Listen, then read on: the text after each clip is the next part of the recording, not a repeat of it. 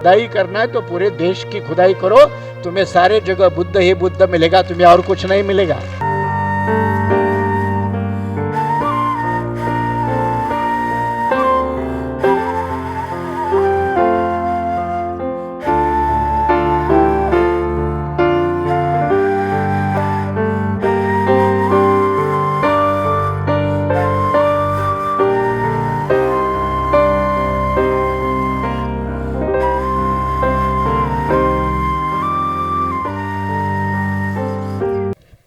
सारे महापुरुषों को सबसे पहले अभिवादन करके पिछले 6-7 साल से 10 अगस्त का कार्यक्रम ये नागपुर के नाम पे लिखा है,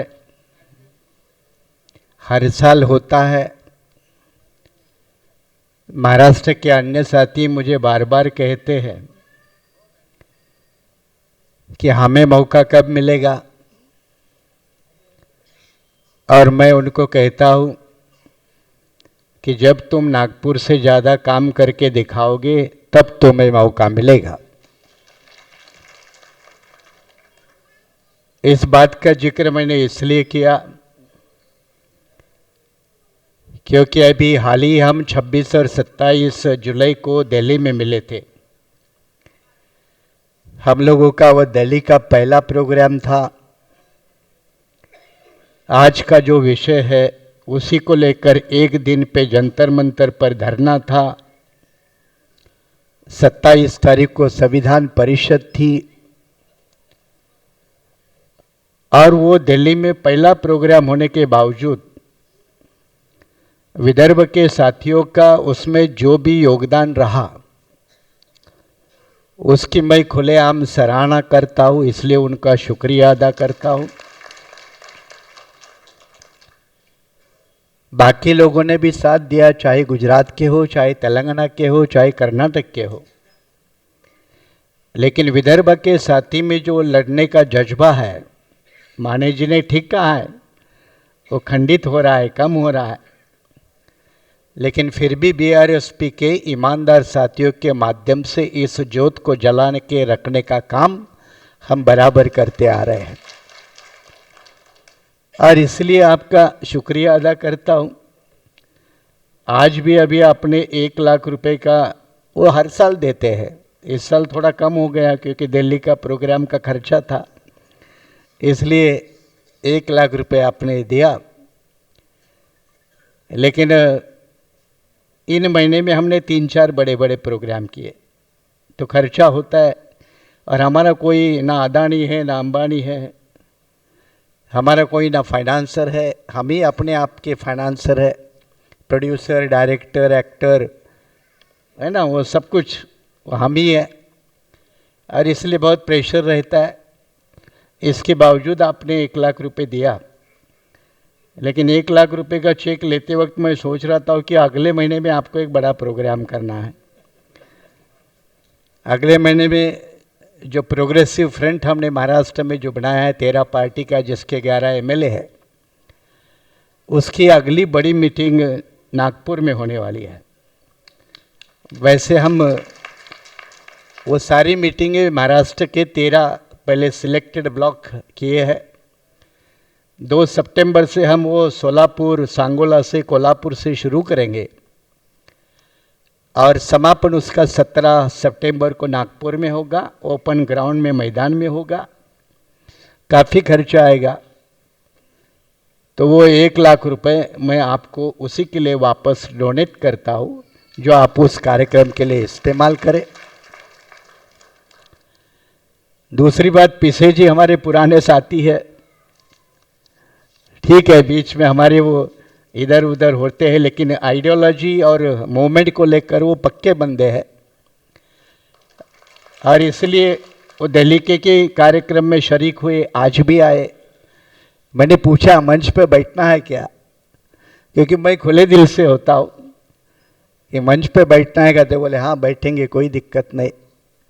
तो वो भी मौजूद रहे और उन्होंने 5000 रुपीज़ डोनेशन भी दिया। ये पैसे की एक अलग वैल्यू है, लेकिन भावना की कोई वैल्यू नहीं होती, वो उसके कहीं ऊपर होता है। और इसलिए उनके भावना का सम्मान जरूर हम लोगों ने करना चाहिए।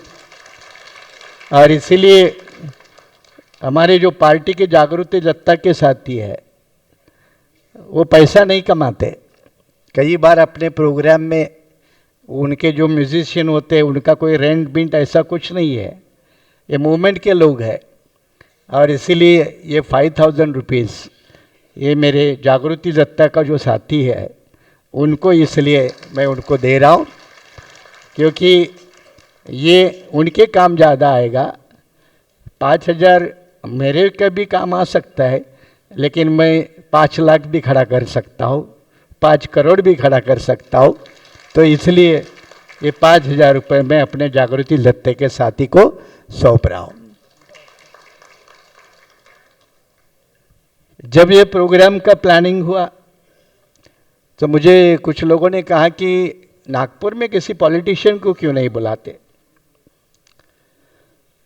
तो मैंने कहा अभी नागपुर में पॉलिटिशियन बुलाने लायक कौन है?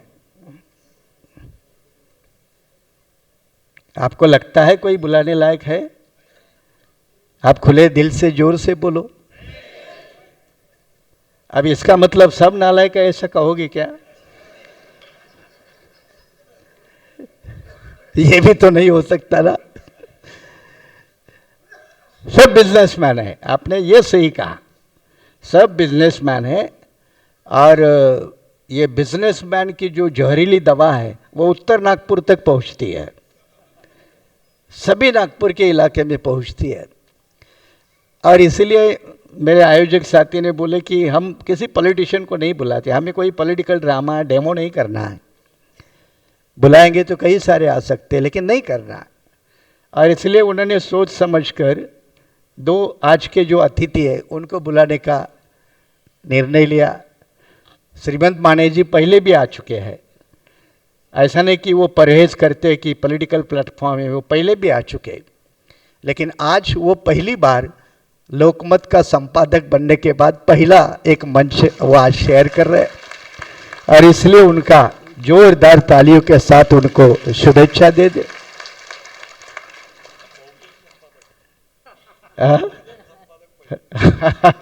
नो, ऐसा अगर मैंने कहा तो नागपुर वाले बोलेंगे आप डिवाइडेशन कर रहे हो, अभिजन और बहुजन, इसलिए मैं जानबूझ के वो टाल दिया।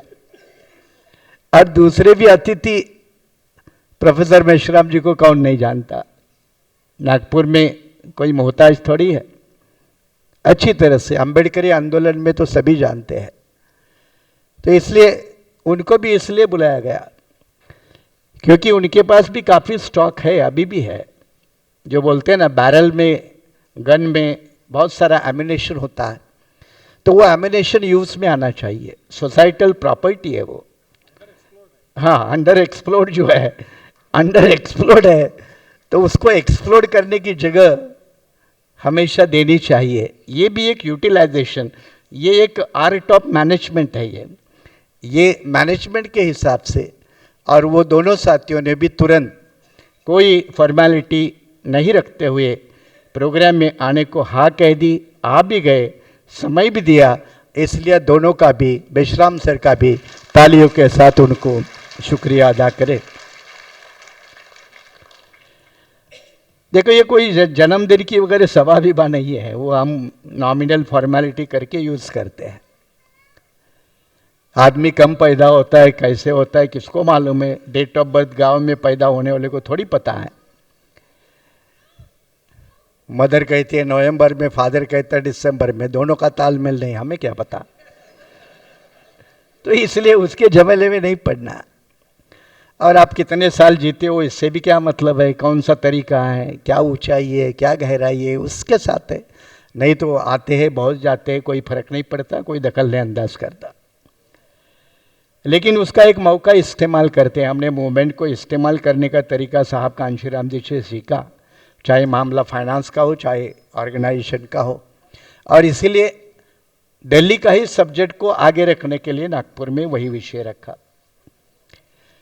अब समय की बहुत कमी है, इसलिए संक्षिप्त में मैं भी बातें रखूंगा, टू द पॉइंट। दोनों ने काफी विस्तारित रूप से रखा है। अब उसमें एक बात देखिए, पिछले 3 दिन से लोकसभा में कॉन्फिडेंस नो कॉन्फिडेंस मोशन के ऊपर बहस चालू है। आज का तीसरा दिन है, 4 बजे पीएम भाषण देने वाले हैं, फिर वोटिंग होगी, फैसला होगा।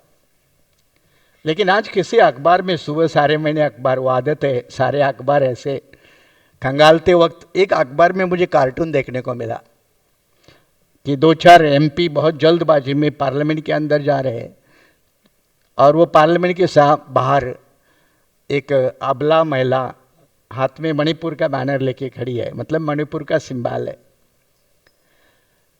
तो जो एमपी अंदर जा रहे हैं वो आपस में बात करते, तो वो अबला जो खड़े है उसको एमपी कहता है, तू मणिपुर वाली है ना, तू बाहर रुक, हम अंदर जाके चर्चा करेंगे, तब तक तुझे बाहर ही रुकना है। देखो बात बहुत छोटी सी है, सिंबॉलिक है, वो कार्टूनिस्ट का दिमाग की कदर करनी चाहिए। इसका मतलब तुम्हारी चर्चा है लेकिन तू बाहर रुक, हम अंदर चर्चा करेंगे। अंदर चर्चा कौन सी करेगी? तुमने 50 साल में क्या किया, मैंने क्या किया। तू मैं की राजनीति, ये अगर भारतीय प्रजातंत्र की गरिमा है तो आप चरम सीमा पे हो, और अगर कलंक की चरम सीमा हो तो आप उसी में भी कलंक के चरम सीमा पर हो। विदेश में प्रधानमंत्री गए, कहे लोकतंत्र हमारे खून में है, हमारा डीएनए है। अरे भाई है, लेकिन वो बुद्धा का पीरियड है, वही वो बुद्धा का अगर पीरियड छोड़ दे तो आपका वो डीएनए कहीं नजर नहीं आता। लेकिन दुनिया में जाएंगे तो वो उसी गोल्डन पीरियड का इस्तेमाल करके, भारत कैसा एक लोकतांत्रिक देश है, वैसे बुद्धा का सहारा तो लेना ही पड़ता है। बेचारी अंबानी हो, अंबानी मतलब वो है ना, वो भी कहना पड़ा ना, मैं बुद्ध के धरती से आई हूँ। वो भी नहीं कहती, हिम्मत नहीं करती, मैं राम के धरती से आई हूँ, प्रभु रामचंद्र के धरती से आई हूँ। और ये नागपुर के रेशीम बाग वाले भी उधर जाएंगे तो उनकी भी हिम्मत नहीं है कि मैं प्रभु रामचंद्र धरती से आया हूँ, उनको भी बुद्ध के शरण में जाना पड़ता है। वो गोल्डन पीरियड अगर छोड़ दे तो बाबा साहब का वो कोटेशन आज भी है, India is a democracy with undemocratic culture, undemocratic social order. और ये अनडेमोक्रेटिक सोशल ऑर्डर आपकी बार बार झलकती है। कितनी बार झलकती? कल 9 अगस्त था, हमारे गोंदिया के अपने आदिवासी साथी बैठे हैं, आदिवासी दिन था ना, भारत की राष्ट्रपति आदिवासी है ना, क्या उसने आदिवासी दिन पर शुभेच्छा दी? यह दूसरी बार है।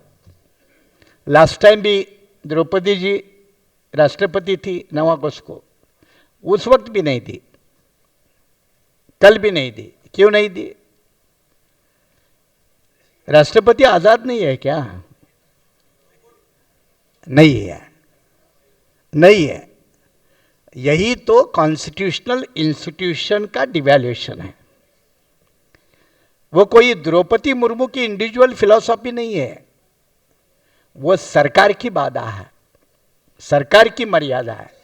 और सरकार की मर्यादा क्या है? सत्ता में बैठे हुए लोग इस बात को नहीं मानते कि इस देश का कोई आदिवासी है, इस देश का कोई मूल निवासी है, ये इस बात को नहीं मानते। अब जब ये नहीं मानते तो बेचारी मुर्मू कैसे बोलेगी? वो कैसी कहेगी, in the honour of the indigenous people of India we dedicate this day? कैसे बोलेगी बेचारी? और ये इसलिए भी हुआ है, ऐसा नहीं कि ये बीजेपी के पीरियड में ही हो रहा है, ये कांग्रेस के पीरियड में भी हुआ है। इस बात को ध्यान में रखिए। सोशल ऑर्डर और सोशल फैब्रिक को लेकर कभी कभी सत्ता में बैठे हुए लोग और विपक्ष में बैठे हुए लोगों की सोच और समझ एक ही होती है। दुर्भाग्य से, हाँ, गंगाधरी शक्तिमान, वही बिल्कुल एक ही होती है। और इसका परिचय हमें बार बार देखने को मिलता है। और इसीलिए मैंने कहा कि अभी देखो, दो तीन बातें बहुत इंपॉर्टेंट है। क्या हुआ, दिल्ली में सरकार है, उसके पक्ष में एक फैसला गया, सुप्रीम कोर्ट ने भी उसको ऑथेंटिकेट किया। क्या गलत था? इन्होंने संविधान संशोधन लाया, पलट दिया। अगर लोकतंत्र में केंद्र और राज्य दोनों बराबर के पहिए हैं, हिस्से हैं, जिसको फेडरल डेमोक्रेसी कहते हैं, तो ये फेडरल डेमोक्रेसी को रिस्पेक्ट करने का काम सत्ता में बैठे हुए लोगों का नहीं किया। लेकिन नहीं, हम यहाँ हैं, बेताज बादशाह है, हमारे ही पैरों तले सभी होने चाहिए। ये जो एंटी डेमोक्रेटिक रवैया है, ये रवैया ना भारतीय लोकतंत्र को मजबूत करता है, ना संवैधानिक कल्चर को, और इसलिए उसकी भत्सना करनी चाहिए, उसको कड़ा प्रहार करना चाहिए। अच्छा, ये एक उदाहरण होता तो ठीक है, हम बैठते हैं। आपको मालूम है, चुनाव आयोग के अपॉइंटमेंट के लेकर कई सारे मामले विवादास्पद रहे। उत्तर प्रदेश के चुनाव के लिए चुनाव आयोग की जब खाली थी पोस्ट, कहां से आदमी लाया, भर दिया, मामला सुप्रीम कोर्ट में पहुंचा। सुप्रीम कोर्ट ने सीधा सरकार से पूछा, इतनी जल्दी क्या थी, आपने कैसे भरा? सुप्रीम कोर्ट ने उसको अपॉइंटमेंट को कैंसिल कर दिया। कैंसिल नहीं किया तो सुप्रीम कोर्ट ने एक पैनल सजेस्ट किया, उस पैनल में चीफ जस्टिस को भी शामिल किया गया, ताकि इलेक्शन कमीशन ऑफ इंडिया एक निपक्षपाती बॉडी बने। क्या बुरा था? क्या बुरा था? लेकिन आज संसद में बिल आने वाला था, वो भी सुप्रीम कोर्ट का जजमेंट है, जिसमें पैनल में चीफ जस्टिस ऑफ इंडिया को समाविष्ट किया है, उसको निकाल देने का, चीफ जस्टिस उसमें नहीं होगा। ये आज बिल आने वाला था पार्लियामेंट में। क्या हुआ उस बिल का, कल पता चलेगा। कौन सा तरीका है ये कौन सा तरीका है? ऐसे कितने उदाहरण दे दे। ये तो सत्ता में बैठे हुए लोग हैं। तीसरा उदाहरण सबसे बढ़िया है सर। हमारे देश में नरसिंह राव के समय में कानून बना। क्या कानून है? कानून ये कहता है कि जो हमारे देश के धार्मिक स्थल है, जो 1950 में है, उसको वैसा ही दर्जा रखने का, उसको टच नहीं करने का। Places of worship act, places of worship act, ये कानून है। नरसिंह राव के समय में आया, तब उसको अयोध्या को एग्जाम किया था उसमें से, क्योंकि अयोध्या विवाद पेंडिंग था, चल रहा था। अब मुझे बताओ, जब एक बार हमने पोजीशन लिए है, सरकार नाम की व्यवस्था कैसी काम करती है? सरकार में कोई कंसिस्टेंसी और सर्टेनिटी होनी चाहिए कि नहीं उसकी पॉलिसी में। जब किसी केंद्र सरकार ने कोई कानून बनाया है कि हमारा धार्मिक स्थल कोई भी हो देश में, जो 1950 में उसकी पोजीशन है वो बरकरार रहेगी, उसमें कोई परिवर्तन नहीं लाया जाएगा, तो ज्ञानव्यापी को लेकर क्या चल रहा है? ज्ञानव्यापी को लेकर क्या चल रहा है? फिर ये श्रृंखला और अनलिमिटेड होती जा रही है।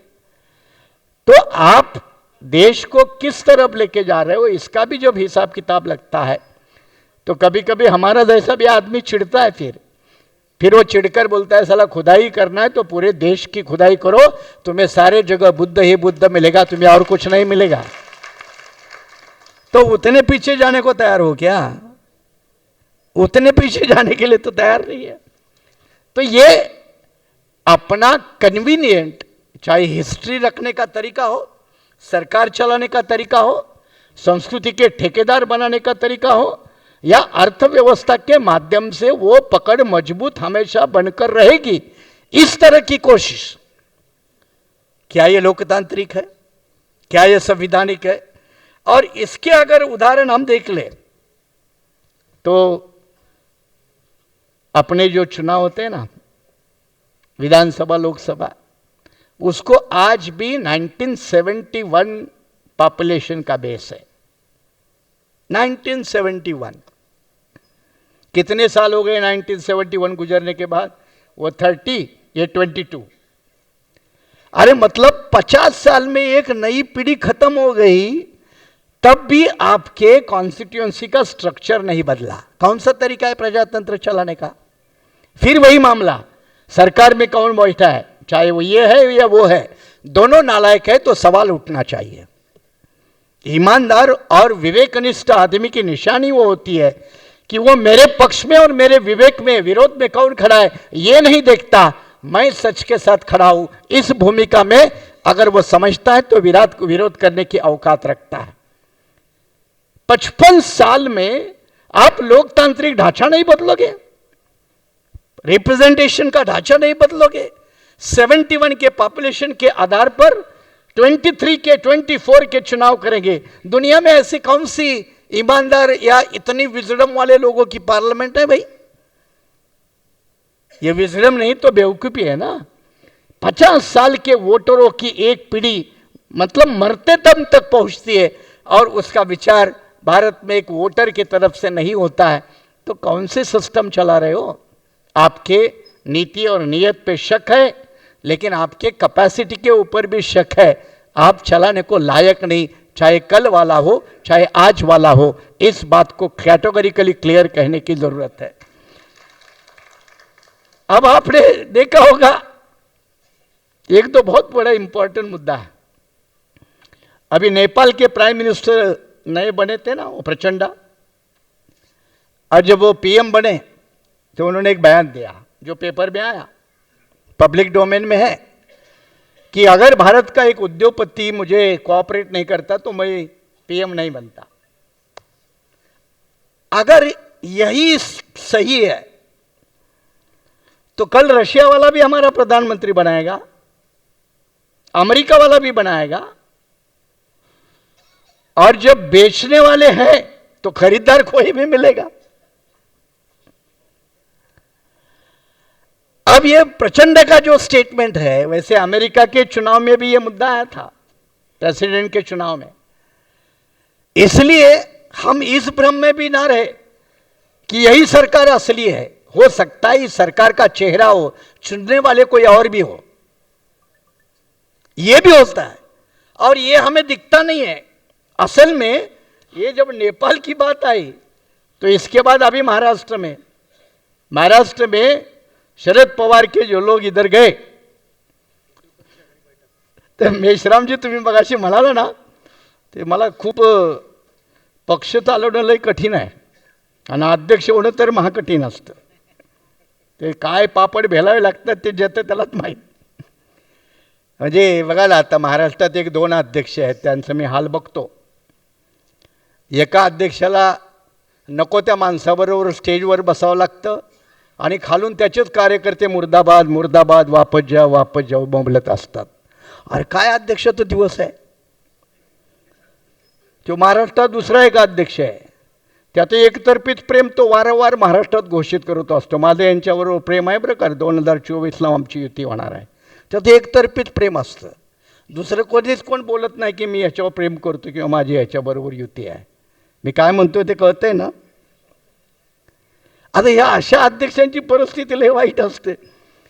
पण मग जेव्हा या अध्यक्षाचे काही 2 दुकानं झाली एका दुकानाची, तेव्हा मानेबंधू आठवण करतायत अजित पवारांनी एक चांगलं भाषण केलं। आता चांगलं म्हणणं म्हणजे इंटू इन्व्हर्टेड कॉमा, कारण अजित पवारांनी चांगलं भाषण करावं तो एक वेगळाच मुद्दा आहे, पण त्याने केलं एकदा। कधी कधी माणसं चुकून बोलतात खरं, आणि त्याने त्या भाषणात सांगितलं, त्या टीव्हीवर आलं, सगळ्यांनी पत्रकारांनी कोट केलंय चांगलं, की म्हणे 2019ला महाराष्ट्राच्या विधानसभेच्या निवडणुका झाल्या, तब सरकार नहीं बन रही थी, तब राष्ट्रवादी कांग्रेस और बीजेपी के नेता इनके बीच में 5 बार बैठक हुई। कितनी बार?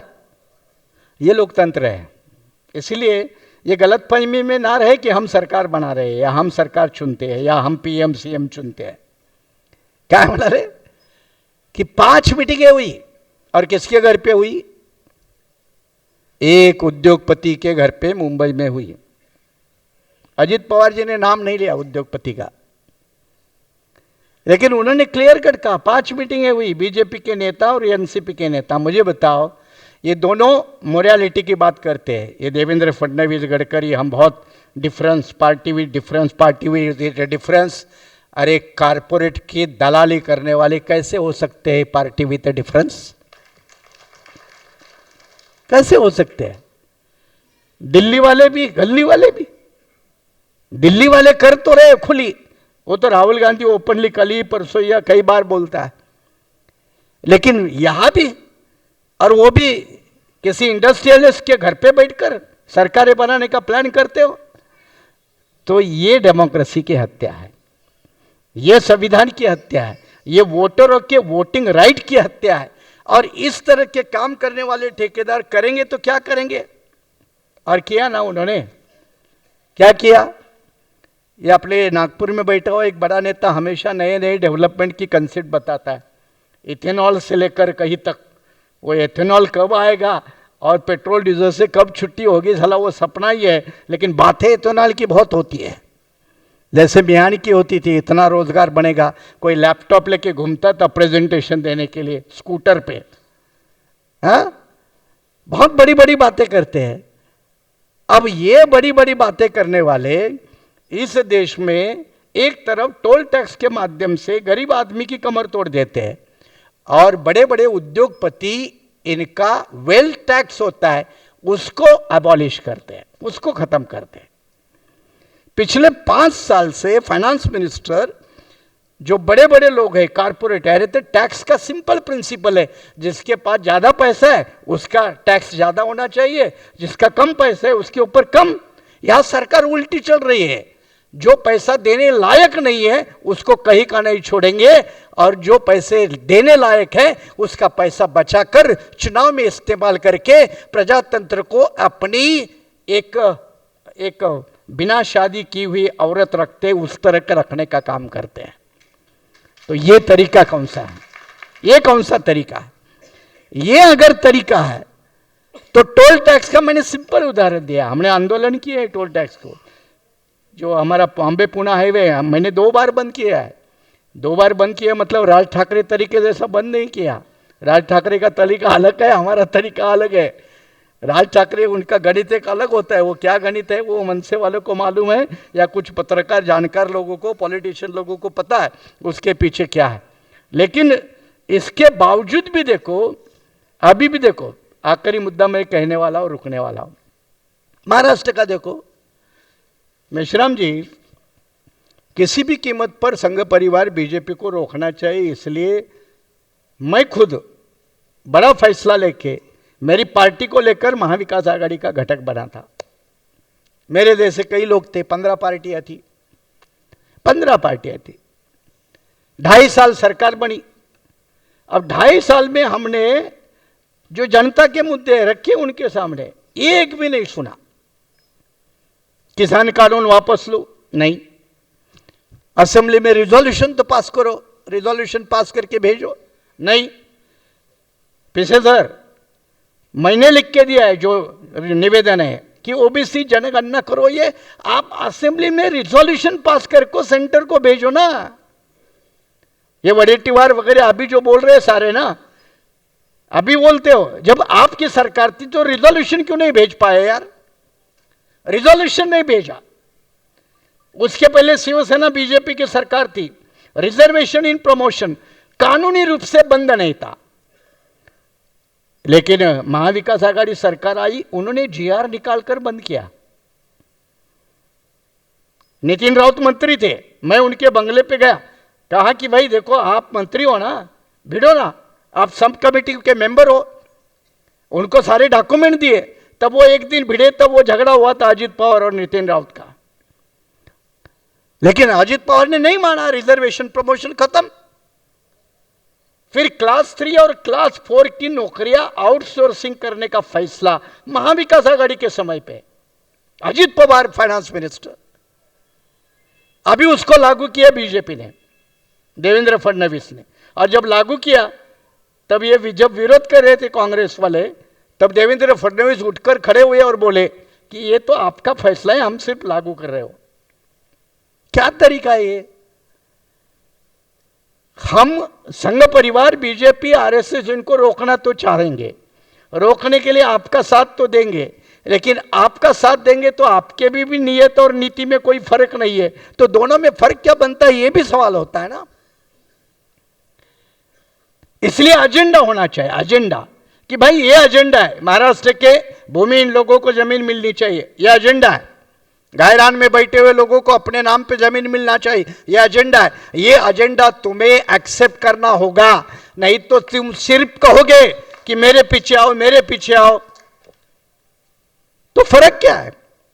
और उसका आज का लोग सत्ता में देख रहा था सर, इसमें देखो क्लास 3 और क्लास 4 इनकी सरकारी नौकरियां रद्द किया, ये प्राइवेट कंपनी को देने का फैसला रद्द हुआ है, रद्द हुआ है। लेकिन अभी उसको फिर वापस लाया जा रहा है। क्यों लाया जा रहा है? तो महाराष्ट्र में एनसीपी के कुछ नेता है, उनकी ये प्राइवेट कंपनियां हैं। बीजेपी के कुछ नेता है, उनकी कुछ प्राइवेट कंपनियां हैं।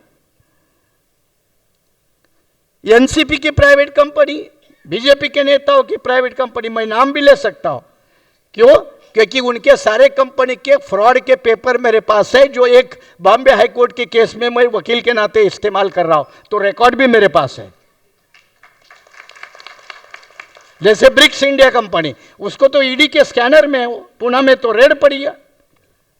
ये कंपनियां है किसकी? बोगस नाम की कंपनियां बना रही, लेकिन कोई एनसीपी के नेताओं की कंपनी है, कोई बीजेपी के नेताओं की कंपनी है, और फिर अभी सरकारी नौकरियां प्राइवेट कंपनियों को देने का षड्यंत्र। अब रिजर्वेशन छोटी बात ही भूल जाओ रिजर्वेशन, लेकिन ये कंपनियां, प्राइवेट कंपनियां भरेगी, तो प्राइवेट कंपनी भरेगी तो वो एक एक बेकार आदमी से कितना पैसा लेगी, कितना पैसा लेगी? कौन सा तरीका है यार?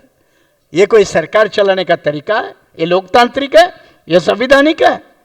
ये सिर्फ हम बाबा साहब के बंदे हैं इसलिए इमोशंस के आधार पर आर्ग्यू नहीं करते, रीजनिंग और रैशनल के आधार पर हम आर्ग्यू करते हैं, और उसका जवाब देने की औकात एक भी बीजेपी के किसी भी नेता में नहीं है। अगर हिम्मत है तो वो अपने जवाब दे दे,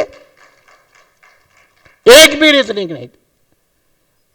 मेश्राम जी ने सही कहा ना, आपने डेवलपमेंट किया तो किसका किया है भाई? इसलिए एक तो सामाजिक विषमता बोझ उतरते उतरते 50 साल गए, अब इकोनॉमिक इनइक्वालिटी का बोझ कंधे पर इतना रख रहे हो कि उसको उतारते उतारते और 100 साल लगेंगे। कौन सा तरीका है? और इसीलिए सरकारों की गलत नीति, इसकी हमेशा समीक्षा होनी चाहिए। और इसलिए आज का प्रोग्राम जन्मदिन का कम है, समीक्षा का ज्यादा है। ये जन्मदिन नहीं है, ये समीक्षा है। जन्मदिन तो बहाना होता है। और इसलिए यहां जो बैठा हुआ ऑडियंस में, ये कोई पॉलिटिकल वर्कर के नाते नहीं बैठा है। इस ऑडियंस में जो भी बैठा है, मैं समझता हूं वो मेरे पार्टी क्यों ना हो, वो पॉलिटिकल का वर्कर क्यों ना हो, लेकिन वो पॉलिटिकल वर्कर करके कम और विषय से जुड़ा हुआ एक जिम्मेदार नागरिक के तौर पे इस ऑडियंस में हर कोई बैठा है। यह जिम्मेदारी है। और यह भी सोशो पॉलिटिकल कल्चर बिल्डअप कौन करेगा? यह बिल्डअप करना अपने जैसे ही लोगों का काम है, जिसको इस देश में इश्यू बेस्ड पॉलिटिक्स की जरूरत है। इनको इश्यू बेस्ड पॉलिटिक्स की जरूरत नहीं है। वो तो कहेंगे तुमने 50 साल पहले क्या किया था, वो 50 साल पहले की बात करेंगे। मैं कहूंगा आज मुझे पानी नहीं मिल रहा है, तुमने 50 साल से मुझे कब पानी दिया? अरे वो कोई जवाब है? तुम सत्ता में बैठे हो, तुम्हारा एक जिम्मेदारी दायित्व है। उसके बजाय मणिपुर में इतने मारे गए तो क्या हुआ, तुम्हारे राज्य में कितने मारे गए? अरे ये कोई लोकतंत्र चलाने का तरीका है? ये प्रजातंत्र में हुकूमत में चलाने का तरीका है कि तुम्हारे पीरियड में इतने मारे गए इसलिए मेरे पीरियड में इतने मारे गए तो कौन सा फर्क पड़ता है? इस तरह की घिनौनी, और जिसको ओछी राजनीति कहते हैं, ये ओछी राजनीति करने वालों की परंपरा को अगर विराम लगाना है तो अच्छी अल्टरनेट और कंस्ट्रक्टिव पॉलिटिक्स बिल्डअप होनी चाहिए। और ये बीआरएसपी की धारणा है। सिर्फ धारणा ही नहीं तो हम अपनी कोशिश करेंगे। कहते हैं ना, इतिहास में हमारा नाम गलत करने वाले लोगों में तो नहीं लिखा जाएगा, इतनी तो गारंटी है। कामयाब होंगे या नहीं वो एक अलग बात है, लेकिन कम से कम नालायकों के लिस्ट में हमारा इतिहास, हमारी तकदीर नहीं लिखी जाएगी। हम अपने साफ सुथरी इतिहास वाले साक्षीदार बनेंगे, हमारा नाम उसी में आएगा। ये एक हिस्टोरिकल रोल होता है। हर व्यक्ति, हर समाज और हर एक राजनीतिक दल, एक राजनीतिक नेता, इनको अपने समय में ये रोल अदा करना चाहिए। और इन बात को ध्यान में रखकर हम अपनी कारवां चलाते हैं। 16 को गढ़चिरौली में सभा है प्रागतिक पार्टी की, दोपहर को 3 बजे तक खत्म होगी और वो खत्म करने के बाद 16 को ही शाम को चंद्रपुर की सभा है। चंद्रपुर वाले से मैंने डिस्कशन किया है, गढ़चिरौली वालों के साथ बात करनी है। तो 16 को सुबह गढ़चिरौली की बड़ी मीटिंग है, 16 के शाम को चंद्रपुर की बड़ी मीटिंग है और फिर 17 को नागपुर की मीटिंग है। तो ये बड़े 3 प्रोग्राम फिर अपने सर पे है, अगले महीने में है। और अगले महीने में उसके बाद में जो एक बड़ा विशाल मोर्चा नवंबर को हम लोगों ने प्लान किया है महाराष्ट्र में, 28 नवंबर को, 13 पार्टियों का 28 नवंबर को। और उस दिन एक ताकत दिखाएंगे कि महाराष्ट्र में ये गलत तरीकों के अलावा भी एक अलग राजनीति है, उसकी जगह है। लेकिन ये सारा करते वक्त मेश्राम जी, हमने ध्यान में रखा है कि हमारा ये करने से कहीं भी कोई भी गलती से कोई भी फायदा गलत तत्वों को ना पहुंचे, उनको नहीं पहुंचना चाहिए। लेकिन आप जैसे लोगों का भी फर्ज बनता है उनको भी जरा सुनाएं, उनको भी सुनाएं। नहीं तो वो अपनी तालाब का हमेशा ध्यान रखते हैं और हमारी तालाब में गिरी हुई टोपी हम वो अपनी जिंदगी पर ढूंढते रहते हैं।